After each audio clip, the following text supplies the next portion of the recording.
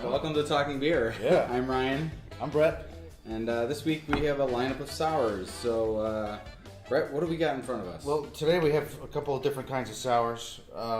We have a Goza, not to be confused with a Guza that we had a couple weeks ago from Bone. Bone, right? Gueze is that. This is Goza, which is Gose with a thing over the E. Sure. So ampersand, is that what that's called? I don't think so, but whatever. Let us know what it is. That's got some lime. This is a rare beer that we already started drinking while we're watching HQ here. A cherry beer, sour, real sour, pretty expensive to make, very complex. This is from Glenwood Springs, Colorado. Tough to get your hands on that. Tough to get your hands on this. This is another rare beer. This is from Hill Farmstead in Vermont, Northern Kingdom, Vermont. This is a blend of citrus fruits.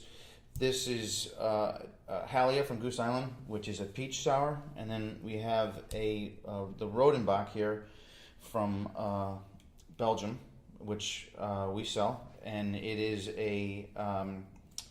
it's like a Grand Cru style. It's a different kind of sour beer. It's a Flanders red, still aged in wood, just like these three are. This one's not, but this one is aged and has lots of sour cherries and is aged in 300-year-old barrels. And these here are from America, and they're aged in wine barrels. They do reuse them. But what makes them really complex is the bacteria that's built up in the wood. You never really clean the wood. Sure. You don't really clean them so that they're pristine clean, because you want all those bugs, the bacteria, the good bugs, to stay alive and stay in there, because it's what flavors the beer. And when you take this beer and swish it around and break it open and then get the CO2 flowing and get that aroma up to your nose, you get a bunch of different smells. Obviously, you smell the Utah giant sweet cherries that he used. And again, this is expensive and extremely excellent because he takes the time to use 100% real fruit and only the fruit. And he will put exactly what fruit it is on the back, because it's not just cherries, there's different kinds of cherries. And he definitely labels it. And then when he makes a nectarine, he's talking about what nectarine it is. Plums, he's using different plums. Blackberries, he's using different ones. And he always puts a name, and it's really awesome. And for me, as someone that doesn't really like fruit, these things are awesome. I don't even know that I would eat a cherry, but this is delicious. This is kind of, to me, I hate to relate it, but I relate it to our hazy IPAs. The hazy IPA is softer on the palate. This Sure. is hazy and it's softer on the palate. I mean, I know that there's yeast in suspension. There's live yeast in these bottles. It's bottle conditioned. All these Belgian beers are going to have live yeast in them. Okay, so that's kind of a big difference, is that they bottle condition them, meaning that it's what? It's left. It's packaged with live yeast in it so that it continues to it's not grow filtered and out. eat the sugars. It's not. There's no filters going on here. Gotcha. Okay. Because they want that yeast to stay in the bottle, or now people are canning. We'll see what happens there. Can isn't going to hold up like this is. You mean for time? No, I mean this isn't that kind of beer. This is a Goza. So, but Okay. the pressure builds up in these bottles because when the yeast is eating the sugars, it's creating more CO2 Sure. and a little bit of alcohol.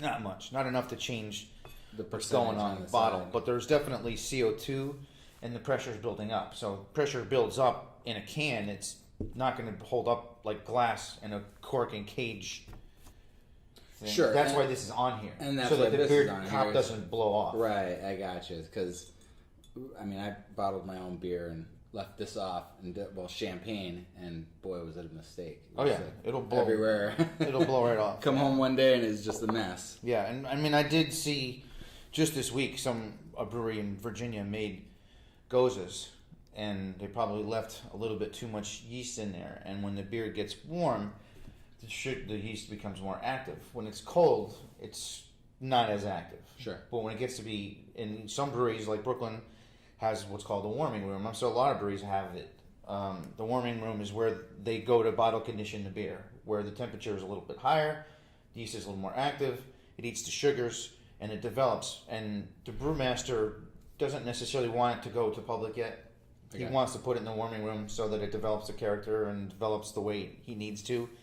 Then he'll test a bottle, and then package it up and hit the streets. And so this is another option, aside from canning, if you don't want a cork, per se, is to bottle cap it.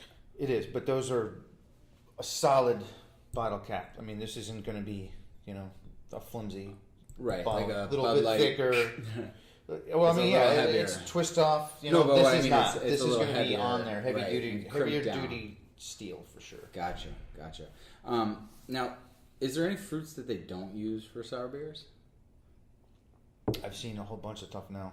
This guy's making me learn about what's available and what people can do, because he's making, which one of my favorite beers in the world is Cantillon Saint Lambinus. Saint Lambinus is a Merlot grape. Okay. So people were using fruits, so that would be similar to a wine. And now, Troy Casey, I've gotten some of his he has one called Baca Noir. That's a specific Noir grape. Yep. So when you drink the beer, as in a regular Noir, it finishes dry on your palate. Oh, interesting. It's still fruity, because it's got grapes, but then it finishes dry, just like the wine would. Okay. Which is pretty amazing. And then a Cabernet Franc grape I have, and I'm really, really looking forward to, and I haven't drank it yet, but I was able to get my hands on a bottle of his Merlot. So he makes one of these with Merlot grapes. So why is this classified a beer? So what? Because he starts out as a golden ale. Technically, he just blends. Other breweries make their beer and then they put it in the barrels. It would probably be more than likely a golden beer. Okay. So that it doesn't really change the color. So that the fruit is also allowed to shine. If this was a dark beer, you wouldn't see that it was pink. Right. So it wouldn't. Gotcha. And I personally, when I go to a sour beer event and you get to have 3 or 4 different glasses in front of you, it's cool to see all the different colors. Yeah, it's pretty fun. I mean, and they have all the different tastes going. All these beers are going to have Brettanomyces in them, that sour beer yeast that you kind of just have to have in order to get that funk. Because you smell cherries, but you also smell probably a little bit of like barnyard, a little bit of funk. Not necessarily horse blanket yet. Yeah, I mean, it's not funky to me, but I know that smell that you're saying. I can smell it. What makes a sour beer a beer? Yes, that was it. They start with a golden ale. Like this guy blends. Yep. And literally gets wort. Meaning he's taking wort and then he's taking fruit and blending that together and then re-yeasting it, or what he's doing is he's taking the wort and he's putting it in a bunch of wine barrels. Okay. And then pitching it with brewer's yeast, Brettanomyces, airborne bacteria from Glenwood Springs, Colorado, and then the fruit. Okay. So then plugs it up. So what's going on over that time frame of the next 4 or 5 months is that yeast is eating that fruit, the sugars, and creating beer out of the wort. Okay. Because the wort also have sugars in it. So it's eating the sugars in the beer from the barley malt. It's getting alcohol from both the fruit and the barley. Yep. Barley. Barley, sorry. Yep. Marley. The dog. Yeah. So, okay, that's what makes a sour beer a beer. This kind of sour beer. These wild, what I would call a wild ale. A wild sour beer. There's also these kinds of beers, which is a German style Gose, which is a kind of like a Berliner Weiss. A Berliner Weiss is also a sour. Okay. It's a German. We do it in America. You wouldn't be allowed to do this in Germany because of Reinheitsgebot. They put lime in this. The Reinheitsgebot is the Purity law. It means you can only use the four ingredients. Gotcha. See, I'm learning, man. Yeah, man. So this has got lime and agave in it. So you wouldn't be able to do that in Germany. It wouldn't. Okay. So, but here you can. You can do whatever the hell you want. So we should drink this. I know you like this. You had it last week. Yeah. So I brought another one. But so this is the difference between this and a Berliner Weiss. A Berliner Weiss is also, this has got wheat in it. A Berliner Weiss has got wheat in it. The difference is going to be that this has salt in it. Oh, so a little kinda salt like on the finish. Limerita. Yeah, I don't know if there's salt in there, but you could certainly salt the rim.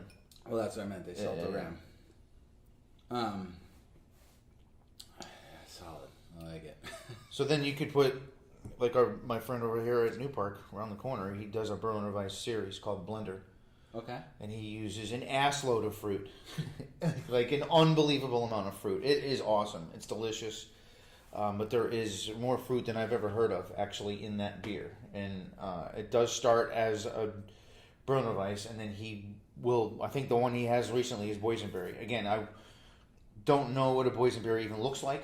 I don't know that if I went to a store I'd be able to pick it up, that I would even eat it. But his Boysenberry Berliner Weiss blender is freaking awesome. I love it. And my wife actually calls me up and says, hey, and this is, my wife, she likes beer. Yeah. But she'll actually call me up and be like, oh, hey, Alex made another, you got to go by the brewery today and get me a couple bottles of the new blender, because it's raspberry this time. And my personal favorite is blackberry on any of this kind of fruits. Like I think we drank Juliet of the Goose Island at one of these, and that's blackberry. I love Casey's blackberry. This is delicious. I mean, this is fantastic. I mean, over that, not an over thing, but it's just, that is really amazingly different than this. And there's another sour beer that I did not bring and I should have brought. I don't know why. I know why, because we're out of stock. Brooklyn Bel Air is another kind of sour beer. And there's a lot of them. It's a sour mash beer. And a sour mash beer is different, where they let the beer sit for a while, but they put lactobacillus, which is another type of yeast that brewers use. Actually, I think it's a bacteria that brewers use to inoculate the beer and make it taste. What does that mean? It gives it sour. It Inoculate? makes it sour. Yeah. Inoculate means make it sour. It makes it sour. Well, no, it's changing the flavor of the beer. Okay. It's imparting the flavors that you would get from lactobacillus into the beer, which is a souring type of yeast. I gotcha. So while letting the mash sit also gets tart, because you're supposed to just put it right into boil. Right. And when you let it sit, it does start to sour on its own, probably because it is picking up airborne bacteria and it's going in and it's inoculating the beer. And if it just sits and you don't put it into fermentation, it's going to sour on its own. And back in the old days, that was when you knew that you screwed up and you flush the beer down the toilet. But now they do it in a professional manner, so that it tastes the same every time, and it's basically an easy way to make a sour beer, or to make a beer tart. Okay. And so there's a lot of breweries making it. There's people making sour IPAs. Anyway, thank you for watching this week's Talking Beer. Just a reminder, Rising Pint tickets are on sale at risingpint.com. We are only 5 weeks away, so the breweries are signing up fast and furious. Don't pay complete attention to the list of breweries that are on the website. We haven't deleted them from last year yet. We're just trying to get a solid list before we do all the work, but we'll get there. A lot of them are there, and we will be updating that soon. So thank you for watching, and subscribe, tell your friends, and we'll see you next week. Thank you. Cheers. Cheers. Any questions about sour, let us know. Yeah. Or any questions about anything. Topic, down the road, whatever. Thank you.